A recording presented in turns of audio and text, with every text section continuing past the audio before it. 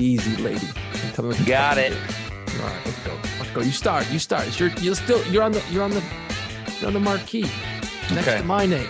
Let's go. It's time for all Play Pants. Yo, what's up, everybody? Here we go. Play Pants Podcast, episode number 60. Even when I typed it out and I sent the sheet over to Jason that he never reads, I couldn't believe I was typing out episode 60. We're recording on August 31st, and I had to, you got to play like they do on the news. Can you believe it's almost September already? Oh, my God. It's almost September, Rod. Can you believe it? Let's go to the weather. 5 weeks in a row. 5 weeks in a row of doing podcasts. I've got some emails to share. I want to talk a little bit about the Taylor Hawkins tribute. The first of two shows is going down this weekend. I thought maybe we could talk a little bit about that.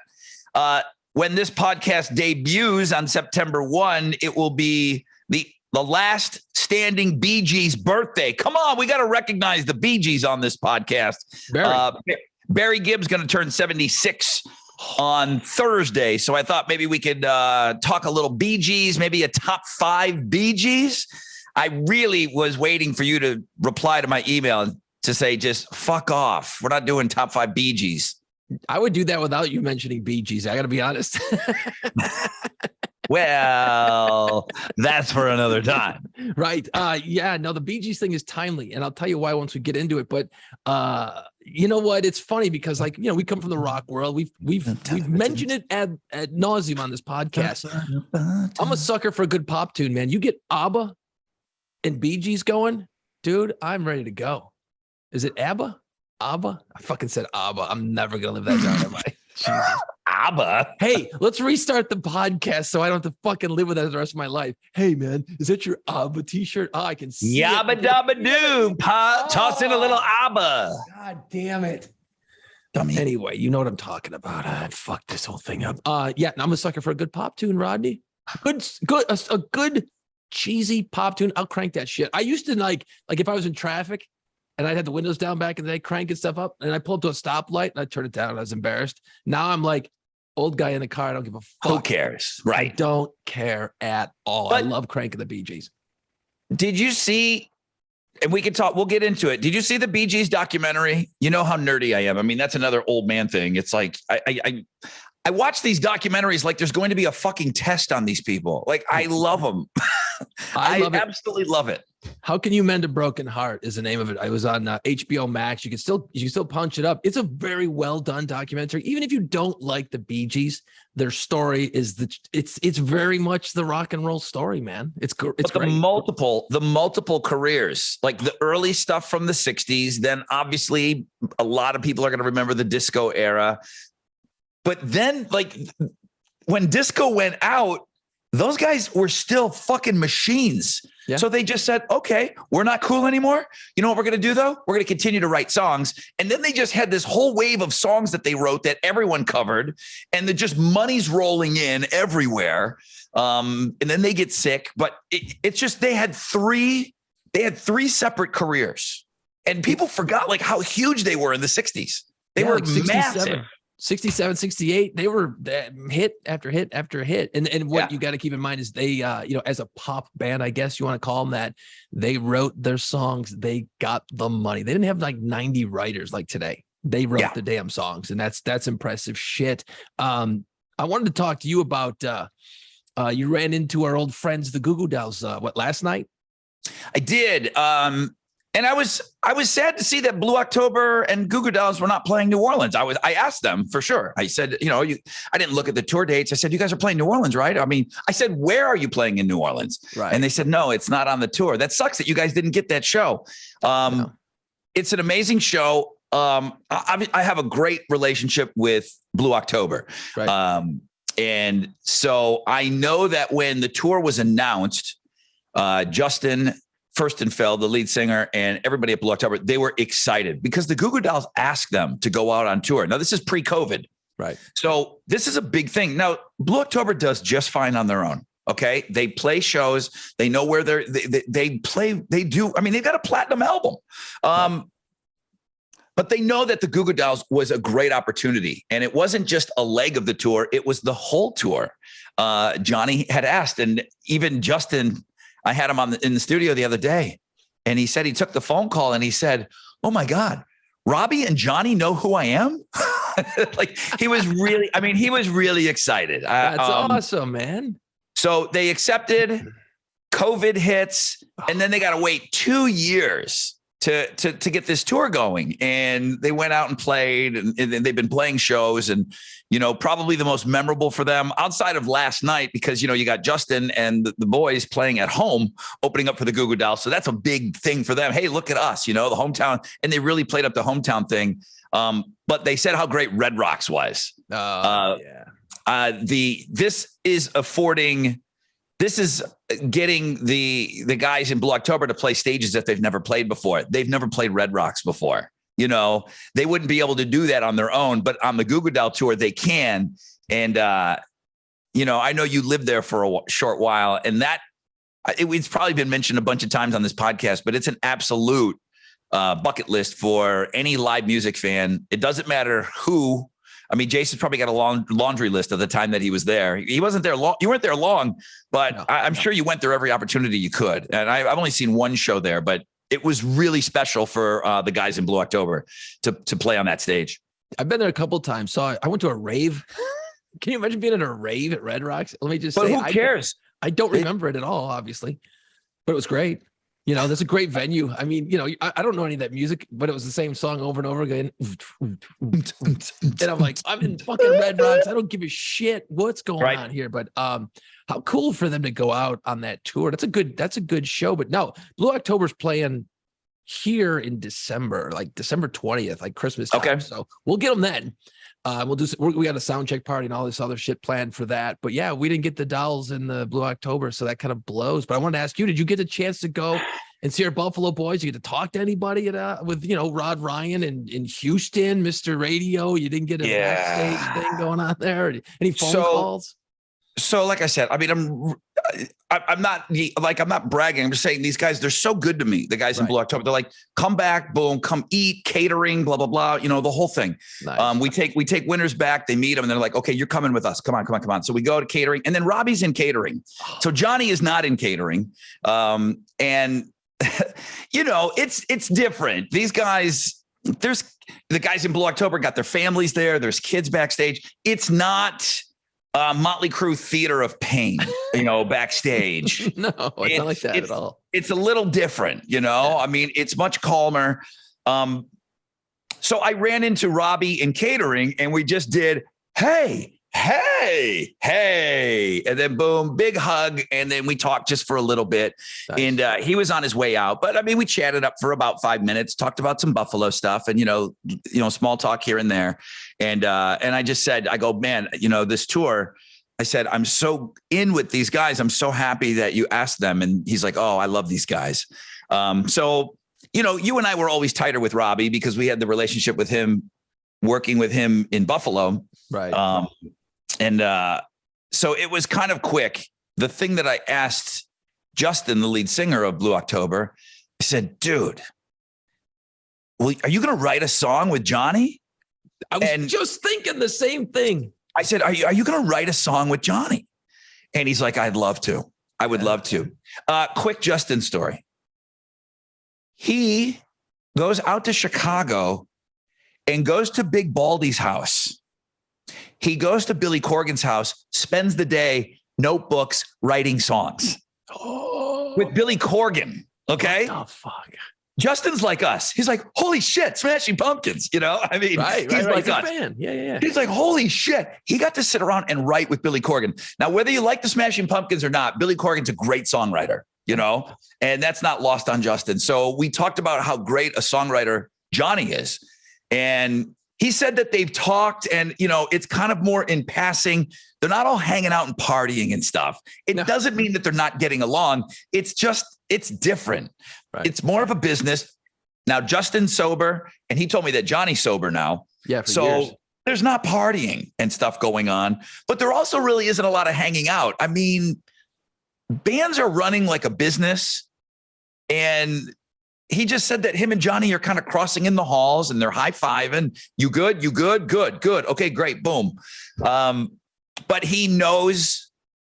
Johnny knows that that's something that Justin wants to do. So Wow, that's awesome. It doesn't sound like there's time to do it on the road. Which, you know, we've talked to a million bands, and some bands write on the road, and, you know, they use their downtime and all those road trips and on the bus, you know, you spend the time writing songs, and but they're just not hooking up in that way.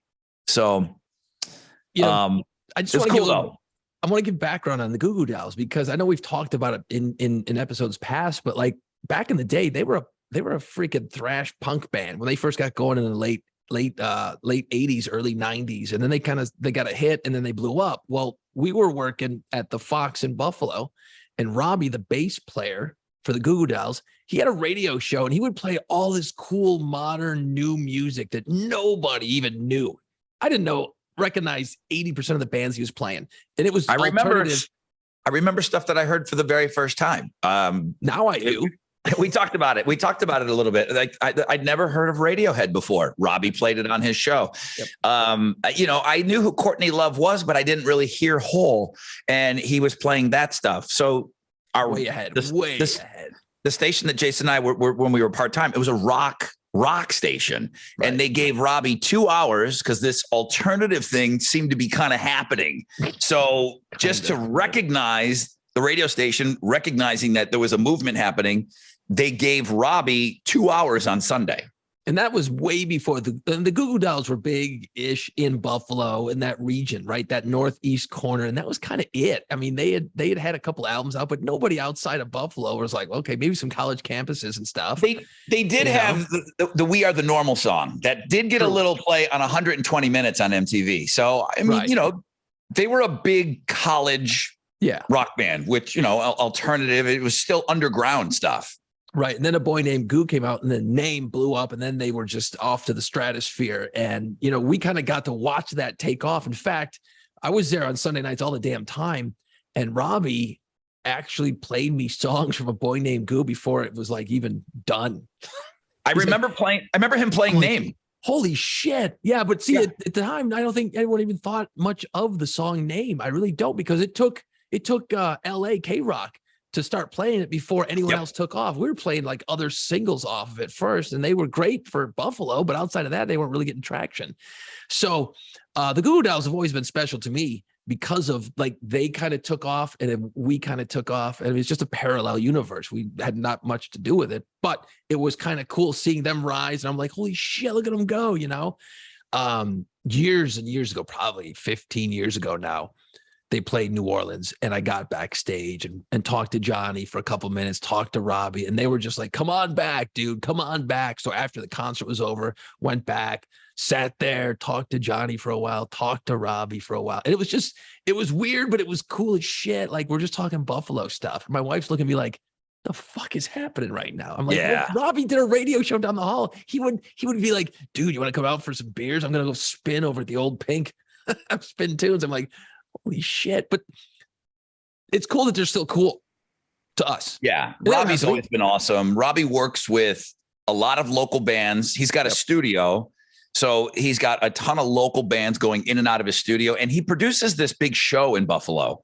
And he was talking a little bit about that when I saw him last night. He said 20 years now, he's got like this festival, you know, that plays. And it's it's a whole, you know, palooza type of thing. And I didn't know that he'd been doing that for 20 years, but it was quick. You know, listen, a lot of stuff has happened. It was a long, long time ago.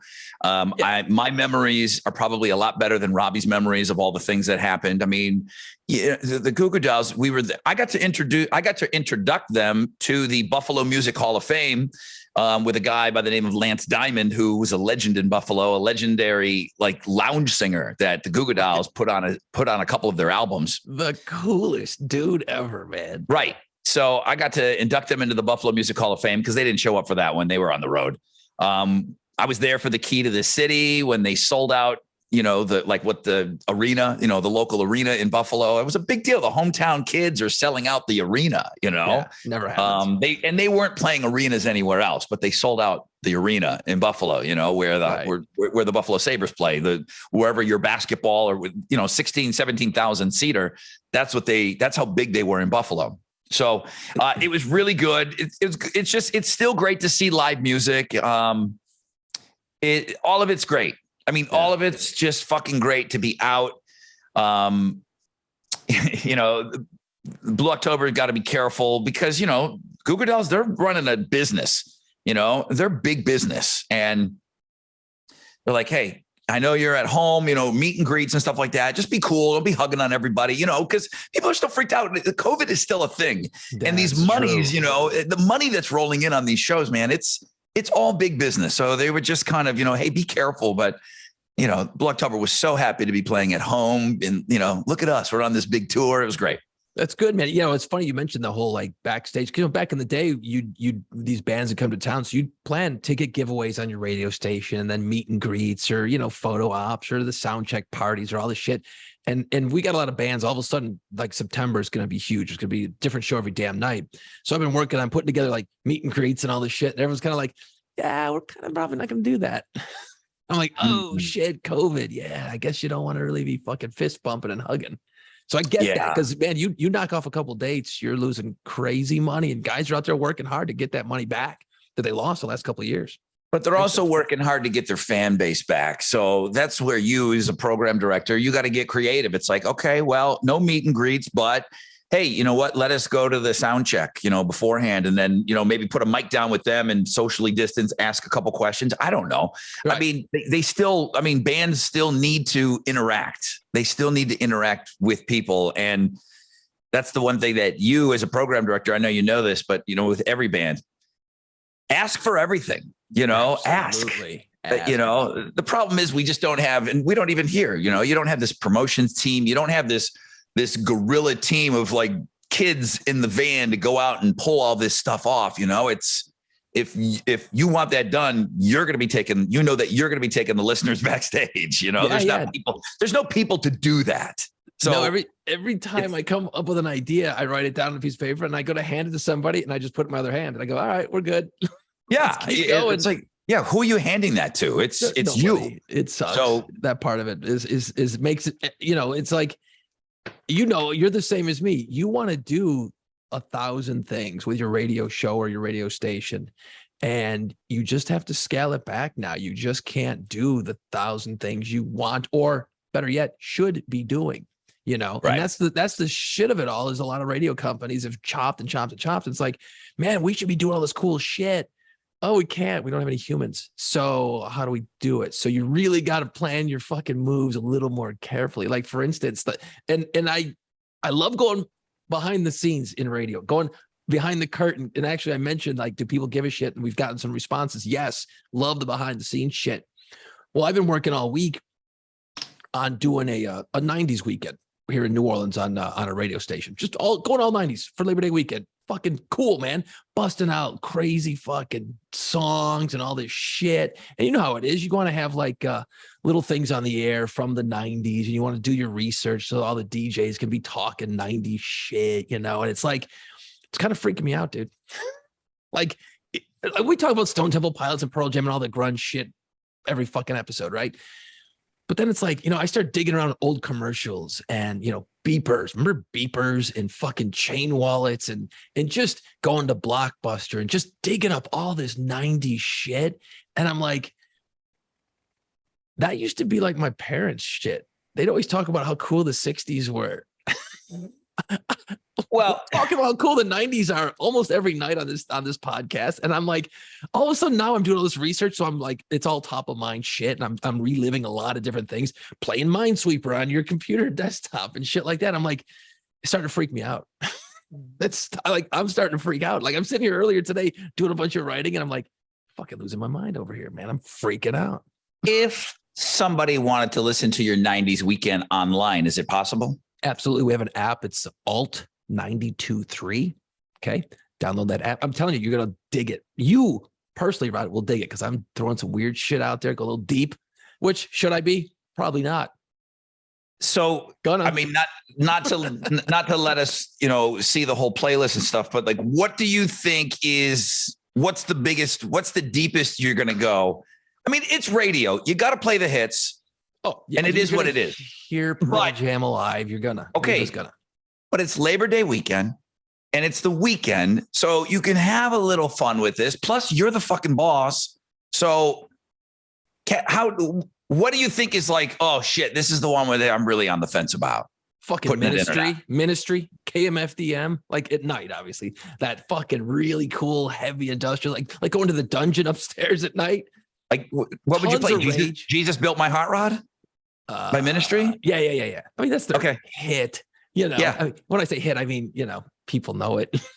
So yeah, dude, we're going off the deep end. Tons of Nine Inch Nails shit. Fucking Rage Against the Machine for days. You know, you play like 1 or 2 maybe Rage Against the Machine songs normally. I'm playing like 6 over the weekend. Like, it's not all going to be heavy, you know. There's going to be your fucking Lisa Loebs and shit, and your girly ass shit. Not very often, by the way. That's going to be in there. You're just going to be like, oh fuck, I forgot about that song. And the reason that this 90s weekend I put so much work into it is a lot of the discussions we've had on this podcast, and the interaction from everyone who listens, talking music and shit. I'm like, yeah, I can go put Tripping on a Hole in a Paper Heart in there in this weekend. You wouldn't normally play that. You would Unglued. That's not the song we normally play. It's a hit. People know it. Sour Girl. You know, I'm playing that shit this weekend. Again, it ain't going to be every song. You're going to have to sit through Smells Like Teen Spirit 10 times before you hear fucking Sour Girl. But you get the idea, right? It's going to be shuffled around. So every few songs, you're going to be like, the fuck out of here. You need me to make you some things like in between the songs. Like, I won't charge you or anything. Like, we're going back to the 90s. Where my 90s people at? 90s in the house. You need some of that? I'm trying to get ratings, dude. Okay, you need a little, bro. Like, you should have been rolling tape on that. Like, I'm not even going to charge you. Where my 90s people at? 90s. The 90s at 9. Put on your No Fear t-shirt, bro. We're going back to the 90s. Wait. Okay, we need to talk about this. This is more behind the curtain shit.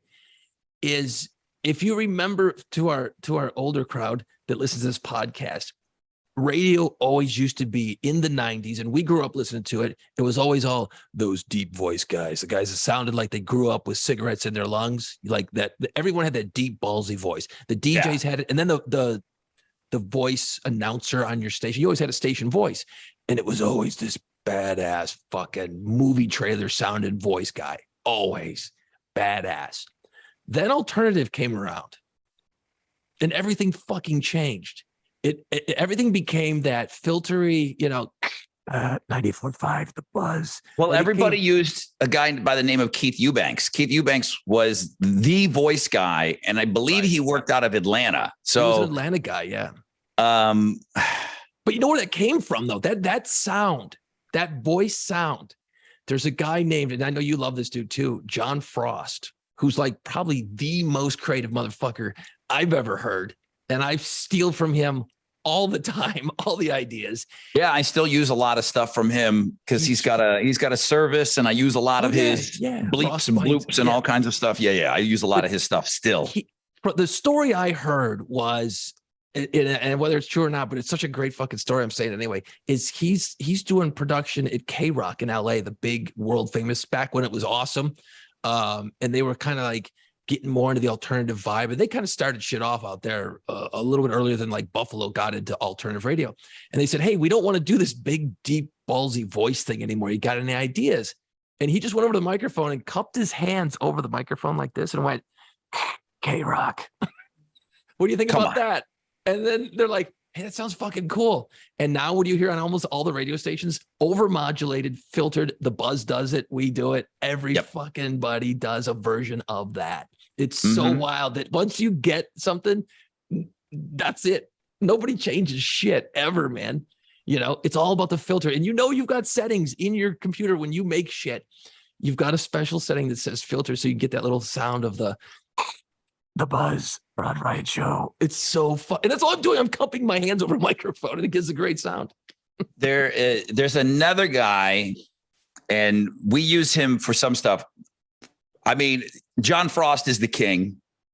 The Keith Eubanks guy that I mentioned, who did such everybody would know his voice. We're not allowed to play this stuff on the podcast, but like I have all this old Keith Eubanks stuff that just the fact that he's saying my name, he was such a legend that I'll save it forever. You can bury it with me. I'm telling you now, bury it with me.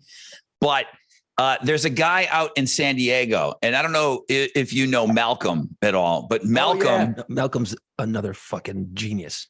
He's a genius, right? And he not only does amazing production, but he also has like this great voice. And we use him as a secondary voice on our station. He's like, the Rod Ryan Show. Yeah. And I'm out in LA and I'm going to our big alter ego show. And I'm there with the radio wizard, my boss. And he's like, hey, Malcolm's going to come and pick us up and he's going to take us to the show. I'm like, Malcolm? Now I know Malcolm, but we know each other from going back and forth on emails. And, we both like have an admiration of one another. And I get in his Mustang and I'm like, Malcolm, dude, good to meet you. And he just says, hey, Rod, how are you? And I'm like, do the voice, dude. Hey, Rod. Hey, Rod, how are you? The Rod Ryan Show. I'm like, do the voice, dude. You got to talk to me the whole time like that. I don't want to do that. No, it was awesome. I'm like, do the voice, dude. Come on, do the thing. Do the thing and the thing. And he goes, the Rod Ryan Show. Thank you. Thank you. I mean, you can talk in your normal voice, but please use that once in a while. Like sprinkle it in. We were laughing. It was funny. Like every time you swear, use the voice or anything you can't get away with on the radio normally, please talk like that. Well, it's funny because I was actually over at the soccer field the other day and one of the soccer dads is like, hey, man, I've been listening to your station. Sounds good. He goes, how come you sound different on the radio? I go, well, I don't know. I guess I might talk a little differently. I'm talking faster because I'm trying to sound good and positive in between the record songs and shit. And there's all kinds of processing and juice on the microphone and shit. But he's like, yeah, every time I talk to you, you just sound like a normal dude. I go, it's because I am. I am. I don't really change my voice that much, It's different. It's different with different people. Sometimes I can be out and if I'm talking and somebody will hear, before people didn't know what we looked like and it was fine with me. It was all fine with me. Yeah, I like it. It really was. But then, the internet being what it is and social media being what it is, it's like, okay, most people know what you look like. Back in the day, people didn't know. And they would hear your voice and they're like, hey, I know that voice, and I'll still get some of that. And that's people recognize me by my voice. But then there's people that you're right. Like you said, dude, you don't sound like that. You don't sound like you do as you do on the radio. And right. They're dead set on like, man, you sound different. I'm like, I don't know what to tell you. I can tell you that it was always told to us when we were getting into radio, because when you're on the air, you're just you're an exaggerated version of yourself. Of course. We've all just sat around fucking dinner before. I don't want to listen to the guy on the radio that sounds like he's had dinner with his family. It's supposed to sound like you're talking to somebody. This is how it was described back in the day. And it's probably old. It's an old thing that they probably don't even tell young broadcasters this now. But the thing that I always thought about was you're sitting next to somebody at a bar stool. There's bar noise. There's a jukebox on, maybe a band in the background, and you're talking to that person. You have to talk. You have to push it just a little bit more. Right. You have to push it just a hair more than you would normally talking with somebody. And, sometimes if I'm out and I'm taking my truck in to get a fucking oil change, I'm not talking like I do on the radio, I guess. It'd be a little loud. Yeah, it'd be a little weird. Yeah, give me the 10WD-40 and make it snappy, please. Baby, coming up on stage. Hey, Ma, the turkey's a little dry this year. You want to pass the salt? I got some flavor on this thing, What the hell? All right, it's 10 after 8, 8:10. Okay. So some of the shit that we're talking about here, this kind of lends itself to a couple of emails that came in. So I appreciate you guys sending in emails. I appreciate anybody that's even listening to this stupid podcast. Probably not now. Two of them. Can I roll with two emails? Let's roll. I love it. I love emails. This is from Chip. Thank you, Chip. Chip Parrish. Just watched your Play Pants for the first time on YouTube. I've always been an iHeart listener. Man, love y'all's back and forth. But Jason looks nothing like what I expected. How many times you get that? Yeah. That still happens. Yeah. I love his tales. His voice is perfect for the back and forth with you, but I didn't expect to see Michael Stipe /Flea /Ed Kowalczyk love child. That's the lead singer of the band Live. Wow, that's pretty good. I'm like, wow. Okay. Love Love doppelganger. I like it. Okay. Love y'all's shit. Keep it coming. And if I were in NOLA, I'd listen to Jason's station every day. But alas, I'm finally back in the H and I can listen to the Rod Ryan show. Granted, it's always in, he says, syndication. He's listening to the podcast. Sure. He's at work, so he listens to the afterplay. Anyways, long ass message. Keep it up, please. Both of you are badass and we all love the behind the scenes stories. Regards. That's Chip. Wait. So it's Ed, the lead singer from Live. Michael Stipe, REM. Michael Stipe. Flea, Chili Peppers. Ed Kowalczyk. God, you know what? That's pretty good. That's pretty damn good, man. Actually, that's not bad. That's not bad. That's some decent looking bald dudes. Okay. I mean, throwing a chimpanzee, I'm buying. Yeah. No, not bad. Not bad, dude. All right. Cool, Chip. Right. Thanks, man. This is from Abel. He says, Brother Rod, I've been a longtime listener of the morning show. I love the podcast. Listening to you and Jason talk about the radio industry is indeed fascinating to me as to why things are done the way that they are. I do have to admit, I've come to enjoy listening to you on the podcast even more than on the radio due to the fact that you're not held back from what you want to say and how it's said. I feel like you seem to have the feeling of freedom, as there is always things you can't say on the air. And listening to the back and forth with Jason makes me wish I could have heard you guys together back in the day in New Orleans. Anyway, point of my email. Since hearing you talk about the radio industry so much, what I wondered was what radio personalities made an influence on you and Jason. Could be from old school guys like Wolfman Jack or more modern people like Howard Stern. I would just be interested to hear who you thought of as some of the best in radio. Also, would be interested to know who you both think are some of the best current people on the radio now. I don't know if this will get to you, but I'm sure you get tons of emails. But if it does, thanks, brother, for all you do on the air and with the podcast. They both make my day and my drive so much better. Abel. Yeah, it's a lot of emails. We get two. Yeah, it's a lot of emails. It's a lot to go through. I know Rod's got a big schedule. I get a couple emails, but I try to catch them all. So, radio influences. It's I know people know. He probably mentioned the two radio people that he knows, Wolfman Jack and Howard Stern. Yeah, absolutely. Those are the two that he knows. Would you agree that people are influenced at the radio that they grew up listening to, and everybody had their hometown heroes, but they're only going to be known to those people in the hometown? I mean, right. Howard Stern was a syndicated guy and obviously a nationally known guy. And, I come from the belief that if you do what we do for a living and you say that you weren't influenced at all by Howard, you're just fucking lying. I mean, you're just lying.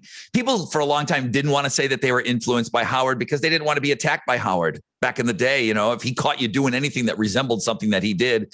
I mean, the guy thinks he fucking invented caller 10. He thinks he invented everything, and that's not true. No. But I do give the guy his due, man. And he invented and was innovative and certainly had a huge, part in my career. But I think like you, we grew up listening to the guys that we heard in Buffalo that, 99.9% of people listening to this podcast wouldn't know who they are. No. It was all the Buffalo guys, some Toronto guys. Back then, those were my early influences. And we've talked about that. Like I grew up recording shit off the radio, listening, and then later on when we started interning, we got to work with some of those guys, and it was the weirdest shit walking around. And it's like, okay, we just had it described to us, and we just talked about like you meeting Malcolm and people going up to us like, holy shit, you sound different than you do on the radio. I was puppy dogging like a little bitch around the radio stations, trying to be cool and trying to learn, but yet freaked out the whole time. I'm talking to the guy who does mornings that I've listened to for 20 years, that my parents have listened to, or the guy doing afternoons on the classic rock station. I'm like, holy shit. And I was like and that was every day. Like, how you go to meet a rock star, or you get to meet somebody famous and you're just kind of geeked up. That was like every day at my internship. I was running around going, holy fuck. I'd open the door and I'd be like pissing my pants. I'd be freaking out every day. You'd hear these voices that you grew up listening to, like, and you'd like, where are they? Oh shit. I had a guy that I ultimately had as a teacher in college. His name was Tom Donahue, and he's like a legend in Buffalo. Right. And he was on this. There is a legendary old AM radio station in Buffalo, and it's WKBW. And it was, like super duper old school radio nerds know that WKBW was one of the first rock and roll stations. Right. So we had that going for us. And the way that AM radio works at night, it went all the way down the East Coast. This is before our time. These are just stories that I've heard, but I grew up listening to WKBW, and they had that Evel Knievel, and I've stolen the logo for the Rod Ryan show, but they had that Evel Knievel, that red, white, and blue, the number 1 with the stripes in it. And then it said WKBW, 14, whatever it was. And everybody wanted that sticker on their car when you were a kid. I mean, bumper stickers, you felt like you were cool if you had a WKBW, sticker. And even for later on, bumper stickers were a cool thing for a long time. You would beg your parents to put one on the car so that you would feel cool. Yeah. But working with this guy, Tom Donahue, and he was like one of these old jocks on WKBW, and, hearing him talk and, him being my mentor at college, and he was my advisor. And then I fired him because I'm like, Tom, I love you, but bro, I got to get the fuck out of Buff State College. You're really not help. I had to fire Tom Donahue as your advisor. As my advisor. I'm like, bro, what classes do I need to get out of here? What the fuck? I feel like I'm a 90-year-old man walking around this college. I was only like a year older than I should have been, but you felt old, I'm like, I got to get out of here. Right. But the guys at the rock station, I think, I don't want to speak for you, but the list will be the same. I mean, we grew up listening to what was 97 Rock there. And, Carl Russo was this cool afternoon drive guy. I told a story about meeting Russo a couple of podcasts ago. And, he's still a big fish in a small pond. I grew up listening to him, and Iron Mike Benson was an idol of yours, and huge, and Tony Magoo, who I still talk to once in a while on Facebook. And I interviewed him for college. I interviewed Tony Magoo. Right. He was great. He was great. One of his voice. One of the things that we were asked to do when I was in school is you had to call up a media personality. You had to cold call them, and you had to interview them. There's no help from your fucking professor. There's no nothing. You had to just somebody that you liked. And it didn't matter if you wanted to get into television, then you called whoever did the 5 o'clock news, whatever. You could just call the radio station and set up an appointment to do a call with them. And then Tony Magoo was the guy that I really, really loved. I loved him on the air. So he invites me to the radio station on a Saturday. He's doing a Saturday afternoon shift. And, these guys were they're so cocky, and because they were radio stars. Yeah. They were fucking stars, and they held themselves that way, and that's kind of how I wanted them to be. They acted like the stars that I made them out to be. Right. And I remember going to get a little remember those little micro cassettes? I went and bought one of those and recorded my thing with him. And, I went there on a Saturday, and he let me sit there in the room on a Saturday, and he's talking to me in between being on the air. Now, it's not a morning show where it's like he's sitting around doing a lot of talking. He's doing what we call like front selling the songs. And he's just like, oh, okay, everybody, what's up? It's Magoo, blah, blah, blah, blah, blah. Hey, man, here's another one from Led Zeppelin on 103.3 The Fox. Okay, kid, what was the next question now? It was like that. He's going blah, blah, blah, blah, blah, blah, blah, blah, blah, blah, blah, blah, 103.3 The Fox. Okay, kid. So yeah, how I got into radio, it was like this. Blah, blah, blah. I'm fucking sitting there, and I'm blowing an oyster in my pants. Yeah. Because what I hear on the radio is being done right in front of me. Yep. It's like magic. It's magical. So then when we finally get our jobs over there, and he's still working there, he's like, hey man, you're the guy that did the you're the guy that did the paper for school. Because when we were done, he asked for a copy of the paper. Wow. He goes, I'll do it. You got to give me a copy of the paper. So I sent it to him. I sent it to him after it was graded. And I don't know what I got on it. I like D. Well, there's a reason that I didn't get a great grade on it. So after we start working there and he's in the building or interning, and he's like, hey, man, you're the kid that did the paper on me. And I said, yeah, did you get the paper? He goes, yeah, the fucking spelling was atrocious. You got busted by your dude. He remembered. He goes, the fucking spelling was atrocious. Now, keep in mind, I'm doing this paper on a typewriter, Jason. There's no spell check. No. Yeah. Well, apparently you couldn't either. And I wasn't whipping out the dictionary. I just turned in a paper. I didn't care I did obviously red ink all over the thing. And I sent him a copy of it. Oh, Jesus. You didn't fix it, then send him a new copy. No, you sent him. Oh my God, Jesus. Wow. I sent him my C- effort. Holy balls. But see, that's cool though, man. Like the magic. That's the thing for us. It's magical, man. And talk about influences. It's the same people. It's like regional. Everyone in Buffalo, I've always liked. And then there's certain guys that, as I was coming up later, I would listen to or hear. You'd hear like what they call an air check, where it's just the DJ talking. You'd hear breaks from people around the country, and there's always a couple of guys. I was like, oh, that's cool. But then I think and I don't know if this is the same for you, but I know that later on when, you got your influences and you develop your own style, and it takes a while to get your own sort of personality to come out. Because when you first start out, you just sound like you're copying everybody. You're just copying everybody. You're using their shtick. You're trying to sound like them. You're saying words like them, and you're just finding your way. But years and years and years later, you finally get your own thing, whatever the hell it is. You finally get that exaggerated personality of yourself. You figure it out. But a good program director will work with you, because we had to do a lot of air checks back in the day. And, right. I mean, I know this now just from doing it for so long, but when somebody's starting out, you don't even know how you want to be. I mean, it's kind of like life, like what kind of person do you want to grow up to be? Right. What kind of radio personality do you want to be? Do you want to be that guy that's, always trying to like get that one liner and that zippy zinger in there and then, and then hit the song, or, what do you want to do? You're trying to figure out what kind of person you want to be. And if you're a good program director, which Jason is now, look out, big time. I'm really good at it. I'm just, you'll allow those people to fumble, and you'll work with them. It's like, hey man, you got to find your own voice. And when you're young, we were lucky because they allowed us to just completely fucking suck on the air. This is why you do midnight to 6 a.m. too back then. Yeah. They allowed us to do overnights and mimic everybody that worked at the station, and they knew it. And they just allowed us to just be horrible broadcasters.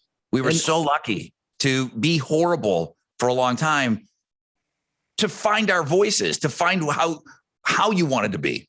Right. Yeah. I'm going to show you something, Rod. You're going to go, get the fuck out of here. You're a pack rat. I see you digging around. Yeah. On the YouTube portion of this, you see Jason fumble fucking around in the back behind him with something. I don't know what you're pulling out over here. I just happened to see this the other day. I was cleaning some shit out. I have a piece of paper in my hand, and the date on it is 7/21/1993. 93. My very first air check session. And an air check is when you sitting there and you're playing a cassette of what you did that night before. So I have notes on my first show I ever did on a rock station back in 1993. Dude, wow. I got a list. Look at this list. And this is my first line on there. Jump on the music intros quicker. So when a song is fading, I was waiting for songs to fade out too long. So you wrote, did they give this to you? Like, here's a summary of what we went over, or you just kind of typed it afterwards? No, this is typed up by like the secretary or the assistant or somebody, right? Okay. Better editing, better planning in your breaks. Pre-read anything you're going to talk about on the air a few times to get familiar and comfortable, which actually makes sense. You can hear people reading. If you're listening to the radio and it sounds like they're reading, guess what?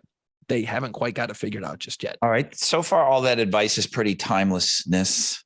More conversational, which Yep. we just got done talking to, sitting in the bar next to a dude. I always tell people, look, man, I want to feel like I'm sitting in the car next to you. That's what I always tell my guys. Hey, you're sitting next to me and you're just telling me stories with a little more juice on top. You know what I mean? Like you talked about earlier. Let's see here. Oh yeah, here's a good one. Watch music levels when talking over the top. So I was drowning myself out. The music was too loud when I was talking. That means I suck at moving sliders up and down. It's real tough. It's Yeah. really tough stuff. Well, it is now. It's not. Let's see here. Be sure to include song titles when backselling current music, which I guess you want to you want to know the new song you're playing. Yeah. Watch your crutches and don't develop new ones. Everyone on the radio has crutches, and if you ever point them out to somebody, right, or someone points them out to you, that's all you hear the person talking about. You hear like a lot of I'm trying to think of a good example of a crutch on the radio. When people listen to the radio, a lot of uhs and ums, like I'm doing right now. But you hear that, and if you hear a guy who does that a lot on the radio, especially a music station where you're supposed to keep it moving, yeah, that's a fucking problem. When you hear it over and over again, then you can't unhear it. Or like someone who says dude all the time. Oh, dude. A lot of guys do that. Shit, I did that. There's everyone. And then, what sucks is like you get rid of one and then slowly over time, you'll pick up another one.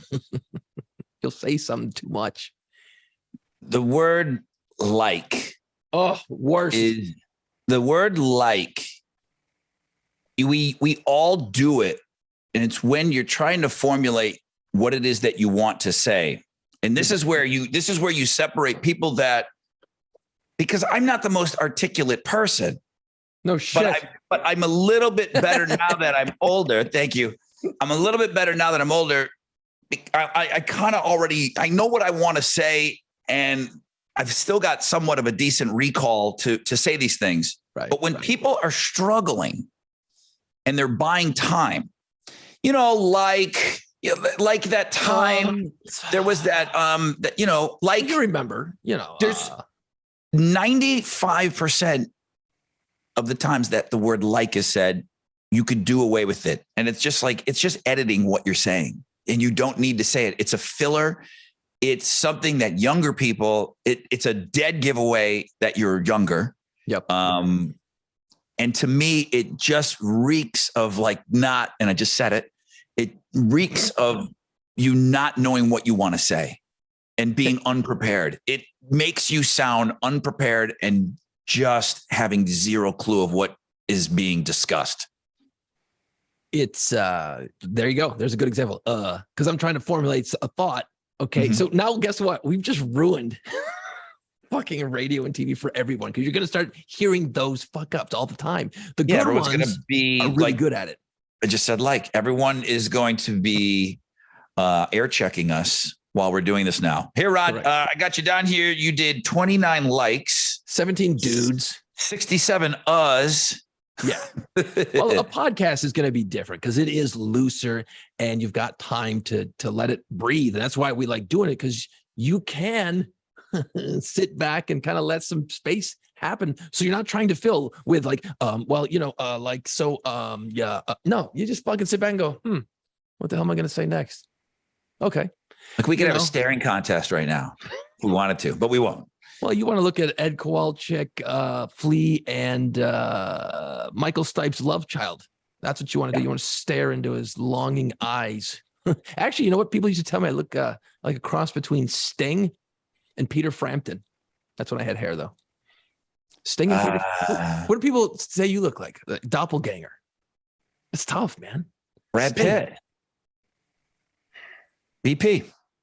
Jesus Christ. Look at it. BP. Why do I do this to myself? I don't know why. I don't know why. I'll tell you who I get. Fucking do. I'll tell you who I get, and I'm going to play the same thing. And I do this with people that are calling in if we're doing drive-by dating. Girls hate it. I make them tell me. You have to tell me, what celebrity do you look like? It's the initial consultation where the girls are calling in. They're trying to get a date with the guy that's standing on the side of the road. One of our questions, and I know the girls cringe, and I'll have to tell Chili, Nobody wants to answer this question because when you do say something and you don't, like I just did Brad Pitt, it's like, come on, fuckface. Do you really believe you look like Brad Pitt? I know I don't. I was trying to be funny. Girls, you got to look at the makeup of our market here in Houston. So many girls will call in and say, all right, if I got to say something, I mean, I don't see it, but I have been told J-Lo. And I'll just say, okay, well, J-Lo's chubby sister, like J-Lo's chubby cousin. What J-Lo are we going with on this? Okay. Yeah, like not everybody looks like J-Lo. Who fell down the stairs and hit her face on every step. Yeah. It makes people really uncomfortable because they don't want to outpunt their coverage. I don't know what that saying means. They don't want to say something and make them look stupid. Like, wow, you've got a different look of yourself than what we're seeing. What kind of fucking mirror you got? Dude, my whole life, and I promise you, I'm saying I've never once seen it, but I've been told John Travolta. And I've never once ever seen it. Interesting. And there's times when John Travolta has a shaved head and stuff. I don't know. There's chubby John Travolta. Maybe that's it. I don't see it. I really don't see it, but I've gotten it over and over again for my whole life. Interesting. Yeah, that's fun. Yeah. Okay, I can see it. I can see there's a what's J-Lo? What's John Travolta are we talking about here? Chubby Travolta. Are we talking fucking Tony Manero? Hey, get your hands off the hair. Watch the hair. That ain't an issue, man. That ain't a fucking issue. But how's that for a segue, dude? Right into our Bee Gees top 5. Bee Gees. More than a woman. More than a woman to me. 4 minutes before we started the podcast and you sent me the sheet and I went, oh, a top 5 Bee Gees. I'm excited about this. And then of course, what do? I'm playing Bee Gees when you punched in. Yeah. I'm playing Bee Gees. I'm like, fuck, dude. Again, I say it every podcast. I forgot how great they were. Every time we do it, I'm like, I forgot. I was ready for you to send it back and say, fuck you. We're not doing a top 5 Bee Gees, but you let Hall & Oates slide. And I'm like, if we did a top 5 fucking Hall & Oates and you turn down the Bee Gees, then I'm going to start fucking throwing hands. Totally. I'll tell you right now, give me Bee Gees all day long over Hall & Oates. I will sit down and listen to some Bee Gees. It's not even a question. It's not even a question. And I like Hall & Oates. That was definitely. That was a proper use of by the way. I thought because we're doing a podcast, because nobody's listening, that was about as far to that side, I think, that we can go. I think Hall & Oates stretched the boundary. You talk about your lane and you pick your lane. And I know that we go off all over the place on this dumb podcast, but there's still a little bit of a lane. I like to think that it's a pretty wide road. Yeah. It's a wide road. And I think that Hall & Oates was the passing lane and then over the white line and then those little things that you drive over. And then that space where all the garbage is before the wall.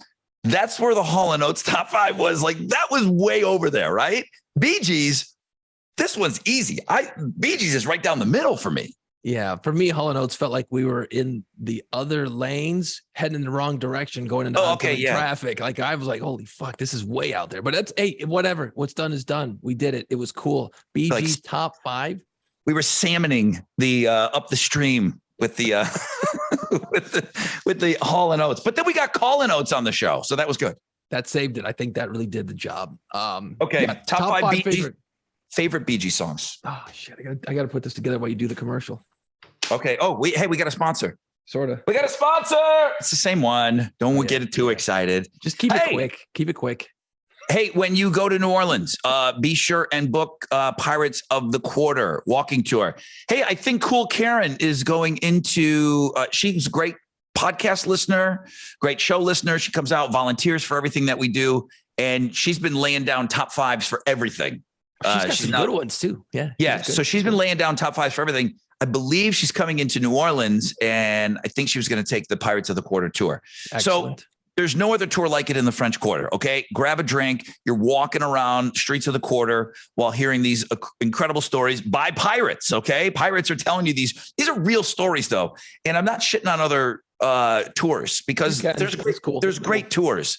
But these guys, they tell you real history and they don't have to like lie about things. They can tell you real stories. They're interesting enough on their own. These are tales of things that really, really happened. And it made up what we know of as New Orleans now. So you're going to be surprised. You're going to love it. There's so much more to New Orleans than just, I mean, drinking your face off is awesome, but you can still drink your face off and be on the tour. Okay. So save a little time, discover the pirate history that really helped formulate New Orleans and made it what it is today. Details, piratesofthequarter.com, at Pirates of the Quarter, all of the socials.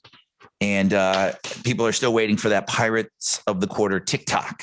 Well, still waiting. Know what? We'll have them work on it. We'll talk to those guys, and next time we talk to them, we conference them in on a call or something. We'll bring it up again. The Bee Gees, the documentary you brought up earlier is How Can You Mend a Broken Heart? It's really well done. It's a little sad because old Barry, he's the last remaining one. He lost both brothers, and he's the one that we're celebrating. He's at the time of this podcast, September 1st, the last Bee Gees standing, Barry, 76. But yeah, I mean, there's a lot of tragedy with the brothers, man. I mean, starting with Andy, who they never even let in the Bee Gees, but fucking Andy Gibb. I mean, he was a huge star when I was a little kid. And well, he was much younger, so that's why he wasn't involved, I think. Well, they worked with him and they wrote some songs with him for him or whatever. But they were just getting him in, and then boom, and then he dies. I don't remember how everybody passed away, but he had some issues with some drugs, I think. But the other guys, I mean, there's like these guys, like they went down before their time. They all went down before their time. These Bee Gees were dropping for a while there, man. Not cool. Not at all. So when you sent me this top 5, I'm like, oh shit. I mean, do I just get stuck in the disco era? Am I a fan of the older stuff? Do I like what do I like? And then, I did 35 seconds of research and I went, oh, I'm all over the board. All over the board, man. You want to go first? You want me to go first? I don't care. Flip a coin. I'll go. All right, do it. I can't wait to hear this. I'll go. I bet we're going to be very different on this. So we talked about the Bee Gees, and my sister and I have always been we've always been big Bee Gees fans. And they certainly had their, like we talked about in the documentary, the time that they weren't cool after disco and disco sucks and blah, blah, blah. These guys, they weren't done creating, and they just said, okay, well, if people are sick of us, because think about it, the Bee Gees were oversaturated. Disco was oversaturated, but the Bee Gees were the poster child of disco. And just the backlash and the fact that didn't destroy them. They said, okay, we can't sing these songs anymore. People don't want to see us anymore. But that doesn't take away the fact that they still were fucking amazing songwriters, and they were great. Right. They were great storytellers. Their songs told stories too. Yep. You got to get past just the disco stuff.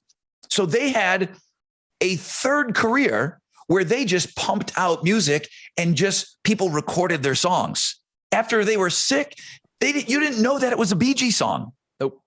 And you're like, you Dolly Parton's running around with Islands in the Stream. And it's like, well, who the fuck do you think wrote that? There were just hit after hit after hit. Celine Dion, all these pop stars are singing Bee Gees songs. So I didn't use any of those because I like their voices. I like them. I like the falsetto. I love the whole thing. The Bee Gees, the disco era is now like not really shit on. It's kind of nostalgic. So I go all over the place. Number 5 is Tragedy. Tragedy. I don't know what they're saying. Okay. I don't know. They just, it's Tragedy. And then it's that falsetto. It's the thing. 1979. Yep. I absolutely love it. And, the guy just looked fucking so cool. Barry Gibb looked amazing. He had this, it wasn't even hair. It was a fucking lion's mane. Okay. It was like a lion because he had the beard too. It was a mane. Okay. He was awesome. Yeah, so great. Cool. Fucking hairy chest. Got a satin jacket on, just zipped up, just a hair. Tragedy, 1979. It's my number 5. And I believe that's pre I don't know if I don't think that's Saturday Night Fever. Number 4, Barry Gibb's favorite Bee Gees song. It's been covered more than any other song they did. How Deep Is Your Love? Oh, it's such a great song. I mean, listen, this is the same guy that's going to talk to you about his favorite Iron Maiden songs. This is the same guy. It's me. It's me. It's Roddy Rod. You Can Still Love Me. How Deep Is Your Love is a fucking amazing song. It's what I said on a previous podcast, it's a perfect song. It is a perfect song. It's my number 4, just because I like some of the old stuff so much. Yeah, no, it's good song. Good. Okay. Barry Gibb said that was his favorite song. Other people have had hits with that song. He's made so much money off of that one song only. In at number 3, you got to go Staying Alive. I had to put Staying Alive on there. Yeah. Just and it's the walk. They're walking in the video. It's John Travolta walking. It's a lot of it's visual with them, but Staying Alive is just fucking awesome. It's great. And they were writers. They wrote these songs. They wrote the music. They wrote. Okay. Now they had a lot of people helping them in the studio and everything, but these guys wrote everything. Yeah. Staying Alive in at number 3. In at number 2, Old School. Now this is career 1. Lonely Days. Ooh, lonely days, lonely nights. Yeah. Where would I be without my woman? I love that song. I love when both singers are singing and then they break out and they go their separate ways and they sing. So Lonely Days in at number 2, and number 1, 1967. You don't know what it's like. Love that song. To love somebody. Yeah, great stuff. I mean, he just gets into it and then horns come in. It's fucking awesome. It's produced and it's very Beatlesque. It's very Beatlesque because it's 1967. Everybody was influenced by the Beatles. Think of the time. Yep. The Bee Gees, what did they do better? They told better stories than the Beatles. They did. There's a lot of songs, and their harmonies probably were better. You cannot out harmonize brothers. Okay. As great. I mean, John Lennon and Paul McCartney, I'm sorry. They sang amazing, but they weren't fucking brothers. You cannot sing better than a pair of brothers or a pair of sisters, but you can't outsing them. It's the greatest family harmonies. Mm-hmm. Are the greatest thing in the world. I don't care if it's the fucking Partridge Family. Family harmonies are the greatest thing in the world. You cannot crack that. You cannot crack fucking DNA. Everly Brothers, where it starts. You got to go back to the Everly Brothers. You got your Beach Boys, and then you got your Bee Gees, and then it goes out from there. But yeah, those guys could harmonize. I mean, especially like you said, again, not being from a musician's background and listening to it. If you put headphones on, it's all about the headphones. You can hear them in different channel, different ears. You know what I mean? Like, and the way they. Well, that was a big production trick back in the day. It's like, oh my God, hey, we're gonna throw Maurice over here in the fucking left ear. Right. Holy shit! What are you smoking? Shit. But you could peyote. And what was great about it then too is that the way they did it and blended it together in the studio was you could still hear it. Nowadays you hear songs and it's so mushed together you can't separate anything, and it's kind of pain in the ass that way. But the melody or the harmonies, always some of the best shit in the world. Number 1. Wow, I'm kind of surprised at that one, Ron. That's good. I love that song. I mean, To Love Somebody and Lonely Days 1 and 2. Those have always been. I never even thought of like, hey, sitting down and talking about my top favorite Bee Gees songs, but easily that was easy for me, 1 and 2. And then I really struggled with the other stuff that we can talk about. No. I got a couple here that I'm like, okay, I like them, but there's some, I like them, but, and I'll get to that in a minute, but number 5 for me, top 5 Bee Gees songs. What are we doing on this? No one's listening. It doesn't matter. Number 5, I Gotta Get a Message to You from 1968, going old school. I just gotta get a message to you. It's so great. It's so great. I love that too. I love it. What is he? Number- Is he on? I mean, like I said, they're storytellers. They're fucking storytellers. It's a guy on death row. Yeah. I think. I don't remember. It's I great. though. think. It's a I just great like the song. I love it. I like the song. It's funny that they have great stories and just what sounds like just vacuous pop songs. You know what I mean? Like they actually have stories. It's not, I went to the club and I got drunk and I picked up a chick. You know what I mean? Like it actually has a cool story to it. Not that there's anything wrong with that. Number 4, More Than a Woman. More Number than 4, a woman. More Than a Woman. Saturday Night Fever. Woman too. Yeah. Always had some great little musical breaks in those songs. That's at number 4. Number 3, How Deep Is Your Love? What? Huh? Who doesn't love a nice, slow, sappy song, right? Good stuff. That's a At number humper. 3. Like I want to hump to that song. Sorry. Don't take it off your list. Leave it there. Leave it Okay. there. I want to hump to it. That should shoot it up higher. Dude, go get Theater of Pain, put it on. And that's at number 3. Number 2. Okay, you know what's really weird? When I saw the BG list come through my email this afternoon, I started laughing my ass off because my son and I picked him up from school, go to the grocery store, right?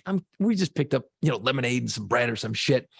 So, we're both kind of like, fuck, long day at school, long day at work. We're just like standing in line. And, the grocery store's got music playing. And we're standing in line and there's a lady getting her shit out. We're next. And then a lady behind us. And, we stop talking. We're standing there waiting. All you hear is beep, beep. And fucking Jive Talking starts playing. Oh, that's a good one, dude. And you know what? It's hard not to be. Yeah. It's hard not to be in a good mood with Jive Talking. So the song's going and we're waiting and waiting. I look at my son, his head's bobbing. He's fucking into it. I'm into it. I look back, the lady behind us, she's into it. And it's just like, you can't go wrong with that song. Jive Talking in the grocery store tonight, dude. Earlier tonight. Jive Talking at number 2. Damn, I wish I knew lyrics. I want to sing. I want to sing more. I just don't know any of the songs. I think you're the only one who wants to hear it. Jive Talking. Number 1. Number 1. There's a story. What is your number? Oh, that was number 2. come on. Jive Talking. Number 1, Tragedy. Tragedy. Woo! Whatever the fuck you say. Okay, this is really kind of an odd thing. We were at the beach a couple summers ago, and I always bring one of those Bluetooth speakers with me, right? Put a playlist together. I got some beach. I got everything. Okay. So I crank it up. We're getting in the elevator from the hotel, going down the elevator. So I got this Bluetooth just cranking in the elevator because I don't give a fuck, right? I'm on vacation, don't care. And we got the surfboards and the towels and the beach balls and all the bullshit you're carrying. And my speaker is just cranking fucking Tragedy. And we're in the elevator and we're just fucking ripping and we're bouncing around. We're like, yeah, Tragedy. And we're screaming the tragedy part, right? Somebody gets in the elevator. Now I can't reach the speaker to turn it down and kind of be a good human, right? And it's just fucking blaring Tragedy. So the lady comes in and she's got just fistfuls of shit too, right? And she drops a bunch of it, right? And there was like a break in the song where it kind of slowed down. And all of a sudden like the shit hit the ground. And next thing you know, fucking Tragedy. So me and my son start singing Tragedy really loud, and the lady's picking her shit up. And she looks back like, you guys are suck. So then the rest of the weekend, anytime somebody fucked up or broke something or something, we would just start screaming Tragedy. That's So funny. anyway, Tragedy, number 1, 1979. Great freaking song. Wow. There was a couple of overlaps. I feel it's a little blasphemous. I feel like, how could you not put Staying Alive on a top all time? And that's how we get away with this, because this is our favorites. I looked at it. We don't do these are the best songs or whatever. No. These are the ones that you like the most. Yeah. Staying Alive, it's just I got it. It's there, but I'm just like, it's one of those ones where I'm like, I'm a little burn on it. Like I like a lot of the other shit. You know what a song, and I can never get past it. And here's why. The song Massachusetts from 1968. Okay, the bucktooth BG guy sang What you want me to sing? No, which one is that? That's Bobby- Robin. Have some Billy fucking Robin. respect. Robin, he had some bad teeth. And the night Right. I went down in Massachusetts. Where's the mute button on this shit? Like I always love the melody in that song, but I'm Say like, you're sorry about Robin right now. I apologize to Peace. Robin and R.I.P. his Tippin. bad teeth. You're right. You know, I'm a horrible human being, but he He had bad did teeth. have some fucking bucks, huh? But See? he can sing through them though. I mean, look at fucking Freddie Mercury. Yeah, Who had a bigger mouthful of overbite? Freddie Mercury's got a bigger overbite than my dog Voodoo. I could never get past, like, I always wanted to really like the song Massachusetts, but then every time they got into it, I'm like, who the fuck wants to go to Massachusetts? What's up there? The fucking Jaws? Like Amityville? What is it? Amity? Well, I'm like, fuck, man. Cape Cod? Who gives a shit? it was Big old peninsula. It looks like somebody showing off their muscles on a map. I don't know, because everybody was in San Francisco when they wrote that. And they, Right. it just kind of like, hey, there's something going on over here in the coast. I mean, The lights go down. Yeah, it's called a fucking switch. I Dude. could never get past the literal fucking meaning behind it. the New York mining disaster. Oh, yeah. It's a good I story. mean, again, it's like how the wreck of the Edmund Fitzgerald is a fucking story, like the song is a story. It just don't mess with it. It's great. Yeah. The same thing with the New York mining disaster. What the fuck? Are they mining in New York? What do these guys from England even know about it? It's the late 60s, but it's in the event of something happening to me. I love them. I love all those songs. And you know what? Again, you say one more thing about Robin and I'm going to throw. We're going to throw down. I understand. Now, look here, not to fucking fire this thing up near the end of the podcast, but inducted into the Rock and Roll Hall of Fame in 1997. I just want to throw that word out there again, Rock and Roll Hall of Fame. We've been inducted pop stars for years into the Rock and Roll Hall of Fame. You know how everyone gets all bent out of shape, like, oh, fucking you crazy, Madonna's in there, man. That's not rock and roll. Yeah, I don't have. I mean, it doesn't I have no even problem with it. that doesn't even like come across like as. Right. I mean, who would even step up and say, Bee Gees? Like, go fuck yourself. Of course the Bee Gees are in there. Right, I don't know. right. It just doesn't even seem like that was a controversial thought. I mean, those guys they have to be in the Songwriters Hall of Fame. If there's a fucking Disco Hall of Fame, if there's a New York Mining Disaster Hall of Fame, they got to be in all of that stuff. They got to be in everything. And I remember like a lot of people, like I was a kid in the late 70s, early 80s, but like you always had like your parents' friends, they'd come over and they all had the beards and the long hair trying to be Barry Gibb. Yeah. Fucking chest hair hanging everywhere. It's like, dude, Barry Gibb, cool, man. It was very hirsute. And you got to mention the brilliance of Jimmy Fallon when he did the Barry Gibb talk show. So good. Him and Justin Timberlake. Yeah. And Justin Timberlake played Robin Gibb with the overbite. And he didn't really say much, but they lived in that falsetto. And it was so brilliant. And the song that they used, and like for the Barry Gibb talk show, they used The Nights on Broadway, which is a great song. Another great song. I had it written down. Right here. There it is. But that's what, they chose to use for that as the opener. And then there was just everyone's got to go YouTube it. There was a classic moment where Barry Gibb showed up on the Barry Gibb talk show. And it was awesome. It's still to this day. And Justin Timberlake, just because he just gets in there with his little jabs here and there, he doesn't do a whole lot. The way that thing is structured, it goes down as one of the all-time. I mean, when you talk about the cowbell or living down by the river in a van, Barry Gibb talk show is one of the greatest SNL skits reoccurring. It's a top 5 reoccurring skit. Write this down for a list down the road. It is a top 5 reoccurring skit because it happened a lot. Yeah. And I bet you there was 10 of them. Yes. And it's so well done in the way they sing and stuff. They obviously overdo it, but like they're doing it right. You know what I mean? And like if you watch the documentary, listen to their older songs, Barry's not hitting the falsetto yet. He like discovered that like kind of as a mistake. I don't remember the exact story, but it was something that he wasn't doing. And he was just goofing around or warming up in the studio. And someone said, hey, try that. And then he developed it. And then of course, after, what's weird about that is the more you listen to it, the more you realize, oh, what the fuck with a high voice, bro? Like if you put on a Bee Gees album, you have to be, you're like, oh, oof, wow. Okay. I got it. You have to be the fucking coolest guy on the planet to go up there and sing like that. Okay. Barry Gibb, Prince, and Lenny Kravitz. Okay. Yep. Like, here you go. You're fucking singing in a falsetto and nobody is even thinking twice about it because you're so fucking cool. And you're doing it right. Yeah. Can you imagine that first date? Okay, guys, I got an idea. Okay, what I'm gonna do is I'm gonna tighten the shit out of my pants, and I'm gonna sing as high as I fucking can. And that's that. We cool with that? Let's do it. And then it ends up making them even bigger.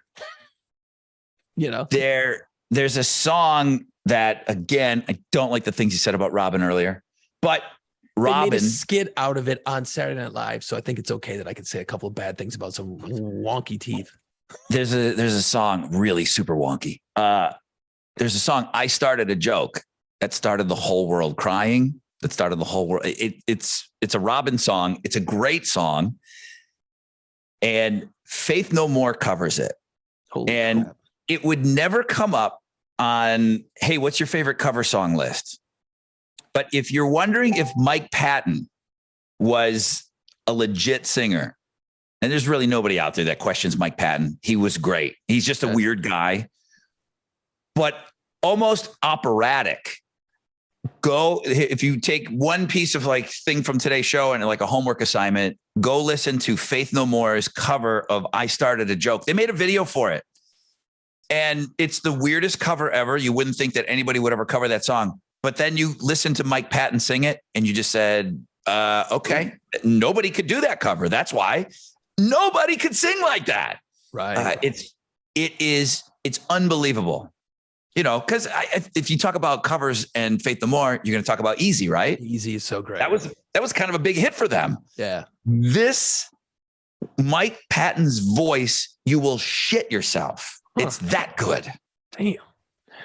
Well, Yeah. Rod, you know, it's funny, the whole Bee Gees thing kind of taps into this final thing I want to talk about, or you want to talk about as well. Dancing. Is the Foo How come Fighters nobody said you should be dancing. I like that song too. I like it too. But the Foo Fighters did the little thing called the DGs, and they did some Bee Gees covers, and they did a great job with them.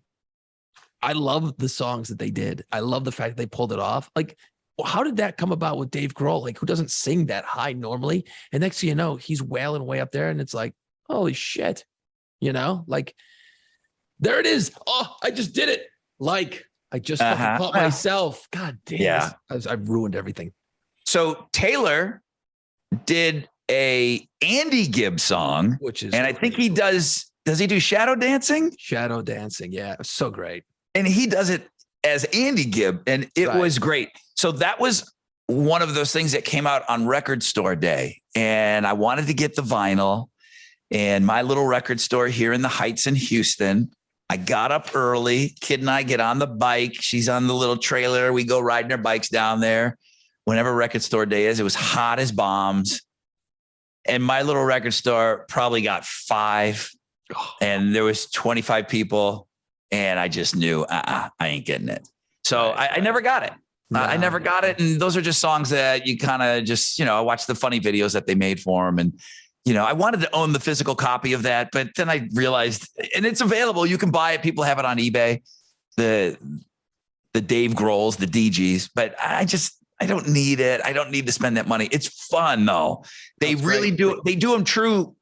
Like, they're not making fun of the songs. No, but Dave is doing that falsetto thing, and it's really great. It really is awesome. Yeah, it's fun. And then of course the Taylor Hawkins tribute show, the first one in England, is this Saturday, this weekend, September the 3rd, I believe, is the night of the show. And pictures have been popping up of Dave Grohl rehearsing with Wolfgang Van Halen, rehearsing with Alex and Geddy Lee from Rush. So it's going down Saturday, dude. This is going to be weird. Are you going to watch it? It's being live streamed. It is. So there's a couple of different ways. I guess there's a Paramount Plus situation. There's an MTV YouTube channel that are going to be carrying this. It'll be available afterwards too. We talked about Pluto TV. Yeah, it's something that I want to have on. I don't think I don't know have the Central Standard Times for us. I know that people are getting there at 2:30 in the afternoon, but it's their time. They just released some new stadium tickets. So it's sold out, but they just released some more tickets. Still not going, but. Oh, really? You're not going to go to London? I think that it's around 5-ish our time, 5 p.m. Gotcha. that you're going to be able to tune into Pluto TV if you have that. Look on your apps. You might have it for free. And I guess they're going to be carrying it. Yeah, of course I want to see it. Of course I want to see it. This is what they didn't allow us to see when they did the tribute to Chris Cornell, which I still think is an unbelievable travesty or a tragedy, as you and your son would say. That why didn't you fucking pro shoot that and put it out or put up Foo Fighters are giving this away. If you have the streaming network, then great, you get to carry it. I imagine they're getting a little coin from Paramount Plus or whatever. Sure. And the money's going to the, Hawkins family. They chose a bunch of charities that they wanted to give the stuff to. But I just, again, let's move forward on this. It's still upsetting to me that there's really no great pro shot stuff from the Cornell tribute. And I wish I wanted to see that one too. I think there's going to be some big things happening here. In my brain, Rush is getting back together. In my brain, Queen's getting back together. I know they still do some stuff. I still think that is there going to be a Led Zeppelin reunion? I don't know. I think the sky's the limit on this show. I do. It's that big. Dave Grohl knows everybody. Everybody wants to be. I think this has as close to a Live Aid feel than any show that in modern times. I won't watch it because I actually am going to the LA one at the end of September.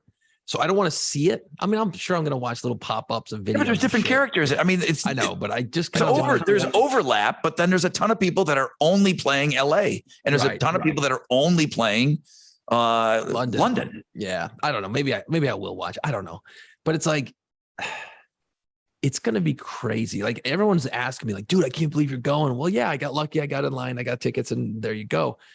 But it's like I keep talking to my son about it because he's going. I'm bringing him with me. He's, he saw the Foo Fighters when he was like 8, and he loved it. He loves the band, and we had tickets to go see him at Jazz Fest. Obviously, Taylor passing away that stopped that from happening.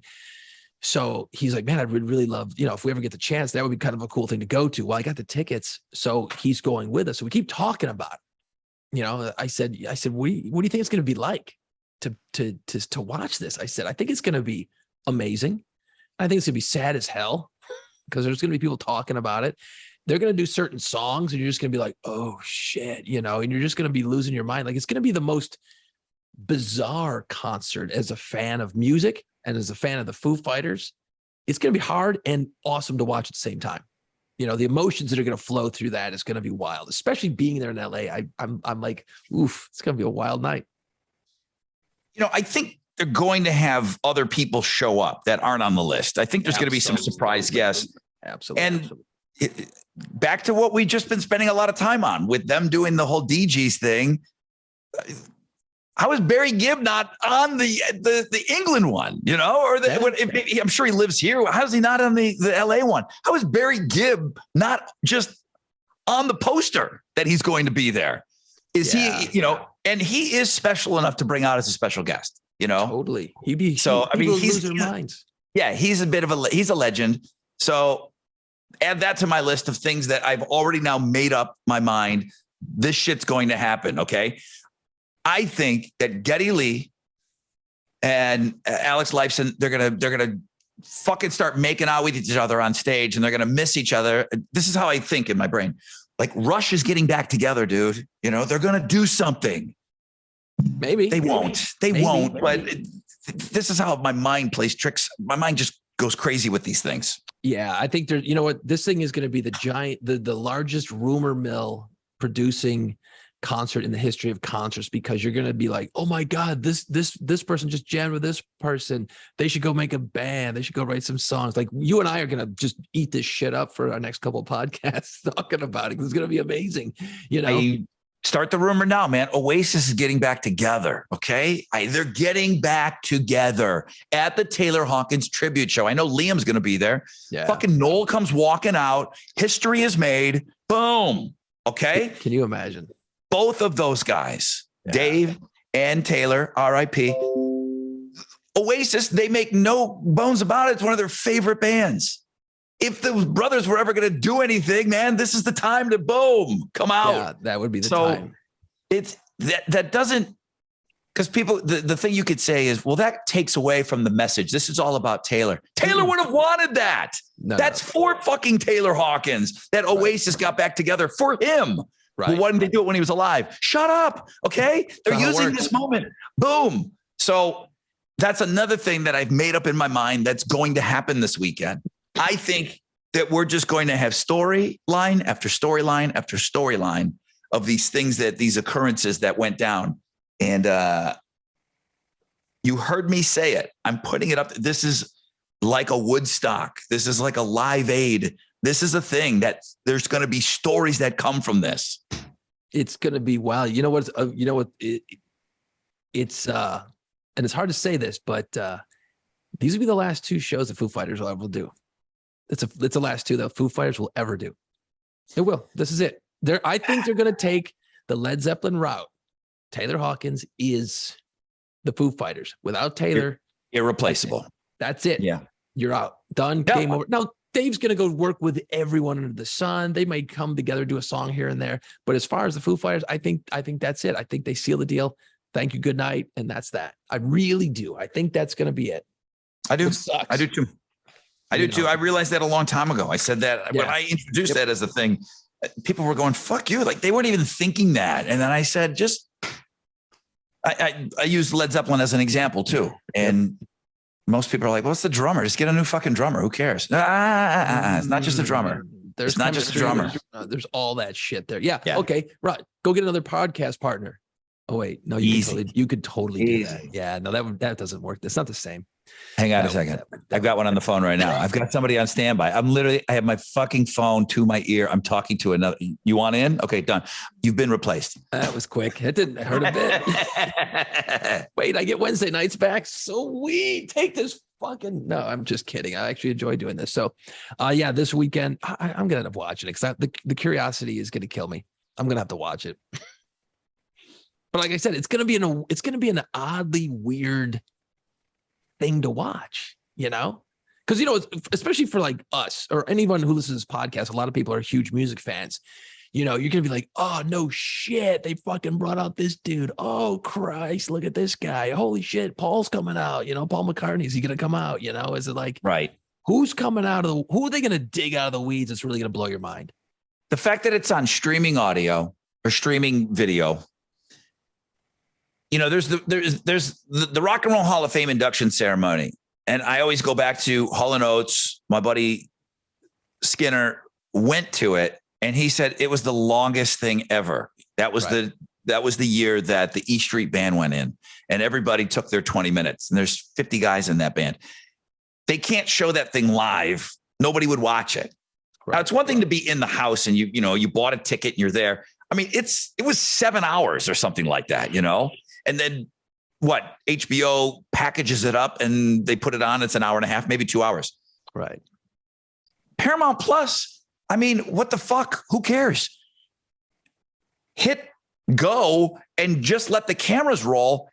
And with the warts and everything, let's watch how this thing unfolds. I want to hear all of the sound going out and all of the odd, oh, sorry, we're having a little trouble here. And just wait a minute. I want all of that. I just want that on in the background. That's like my college football on in the background on Saturday. I want that just on all day. That's what I'm hoping for. I'm hoping that it's not because they can't edit it. They can't do anything. They're going to be streaming it live. Right. So I can't wait to have this on in the background all day on Saturday. Fuck. Yeah. I didn't even think to look at what time the damn show starts and ends. Like, you've got curfews in LA. So the thing's got to be done at 11. Like what time is it starting? Everything, the doors open at 2:30 London time. So somebody that knows math could do this. The show starts at 4:30 p.m. there. So if you can do the quick math on what the time transfer is here. Difference, 7 hours, 8 hours, whatever. Yeah, whatever that would be. They're earlier or later. They're ahead of us in time. They already know what happened tomorrow morning. Okay. Yeah. So I hope they run it live. I just hope it's on in the background all day. I want to wake up and then boom, I want it to be on TV all day. Yeah, it's going to be weird. It's going to be weird, but I'm looking forward to seeing it, is to see how this whole thing plays out, and who comes out, who shows up, who plays, Yeah. It'd be interesting. Any final thoughts, Rod? A new group of people that I don't like. It's weird. You try to do a podcast. You want to appeal to everybody. But turn us off if you eat in your bed. It's gross. It's gross. You're laying in your bed and you're eating food. I don't even really approve of the snacking. It's tough when you got a little kid, and sometimes they need a little snack, but you're an adult. It's like wearing sweatpants to a job it's like wearing sweatpants. You've just given up. Eating in bed is gross to me. If I wake up and I go into the bathroom and I see a fucking hunk of Dorito on the side of my thigh, it's like seeing a cockroach. It's disgusting to me. It's gross. You've just given up. If you're eating in bed, you've completely given up. And I get it. Everyone's got a big screen TV in their bedroom. And, right. And we romanticize the whole breakfast in bed. And we did it for my mom when she was, Mother's Day, and we brought her pancakes and did all of that. And I know they make trays for it. The only time that I kind of thought that it was all right is if you're doing an overnight stay. And I think about BuzzFest. I stay at the Marriott, and there's not really a whole lot. I will sit at the desk, but I'm not sleeping in that bed anymore. I'll eat my breakfast. Yeah. And then bail. I don't have to be in that bed anymore. But at home, and you're eating in bed? No, it's a little lazy. It's kind of gross. It's dirty. It's like dirty feet. Yeah. Crumbs in your bed. It's a crumb. I don't care. It doesn't do anything for me. If I step on one in the kitchen, if I step on one of my kids' fucking goldfish, I don't care. But if I lay in one, if I'm laying in a goldfish, kill me. Cut that part of my body off. You wake up with Funyuns on your toes. You're like, what the hell happened last night? No.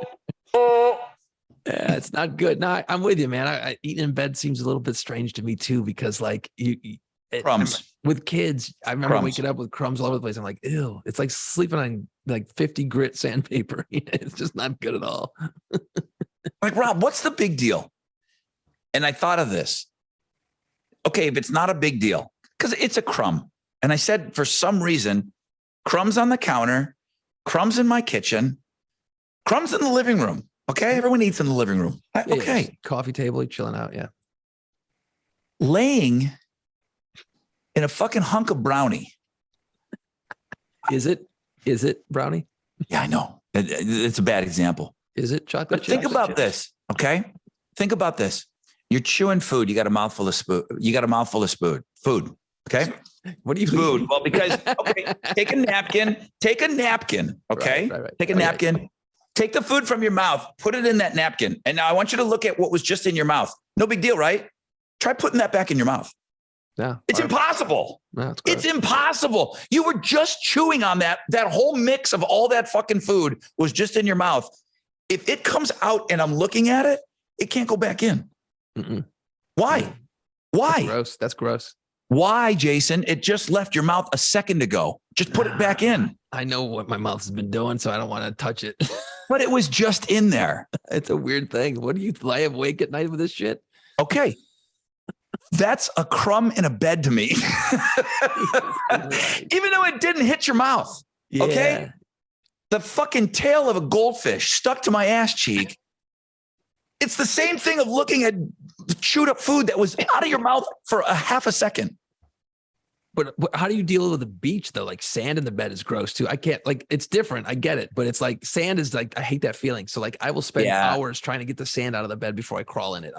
Nobody really, everyone just glamorizes that damn beach. But I went to the beach exactly one time this summer, and just everything. You come home from the beach.